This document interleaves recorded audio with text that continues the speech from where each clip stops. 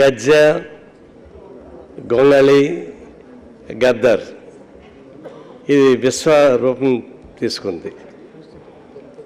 సమాజానికి ఆయన గొంగళి గొడుగయింది. గద్దర్ గురించి చాలామంది చెప్తున్నారు. మేమిద్దరం ప్రత్యేక తెలంగాణ ఉద్యమంలో సింగరేణి కాలనీస్ మొత్తం 4 జిల్లాల్లో ఉన్నటువంటి అన్ని బావులకి తిరిగాం.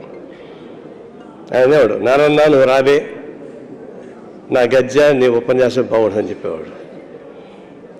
ఒకసారి ట్రిమ్గా తయారయ్యి కటింగ్ గిటింగ్ చేసుకొని టక్ చేసి వచ్చాడు. గదరా నీకు పెళ్లి చేయాల్సిందే అన్న అంటే ఆయన మంచి పిల్లలు చూడన్నాడు. మళ్ళీ ఎప్పుడు కనిపించిన నారాయణ నాకు ఎప్పుడు పెళ్లి చేస్తామనేవాడు. అంటే గద్దర్ని చూస్తే జీవరాశులకి మనం జన్మించిన గొప్పది.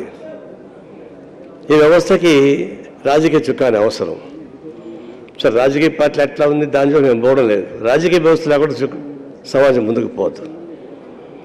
ఇప్పుడు గద్దర్ మనం చూసినప్పుడు సాహిత్యం రూపంలోనూ వారికి అందవేశం చేయి, కళలు, రాజకీయాలు ఇవన్నీ స్పష్టమైన వైఖరి ఉంటూ ఈ సమాజం ఎట్లా మార్చాలో మూర్తి పెంచినటువంటి వ్యక్తిగా నేను చూస్తూ ఉన్నా.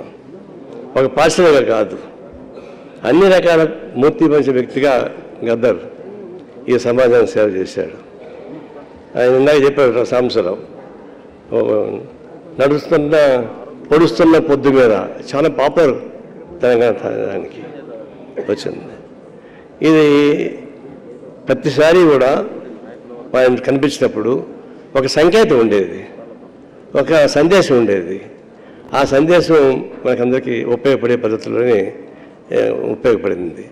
దానిలో గద్దర్ గురించి మనం మాట్లాడేటప్పుడు ఆయన controversy, no doubt is a controversy ఎవరు ఉంటారు?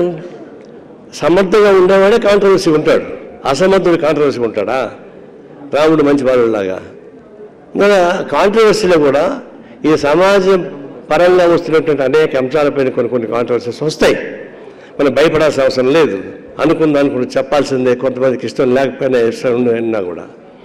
అయితే గద్దర్ గారికి శృతిమెత్తంగా చెప్పేవాడు, చాలా జాగ్రత్త చెప్పేవాడు, కఠినంగా చెప్పేవాడు కాదు. ఆ విషయంలో కాంట్రవర్సీ ఉన్నా, కొన్ని యాక్టర్లు కాంట్రవర్సీ ఉన్నా ఆయన ఒక సింబల్, ఈ సొసైటీ మార్పుకి సమాజం మార్పుడికి ఒక సింబల్.